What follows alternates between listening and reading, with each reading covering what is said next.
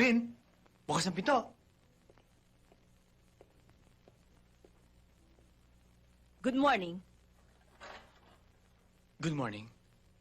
What can you do for me? Meron akong gustong ipatrabaho sa'yo. Pwede ba tayo mag-usap? Oh, sure.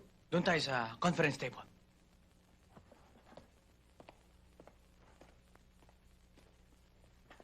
Maupo ho kayo. Hmm?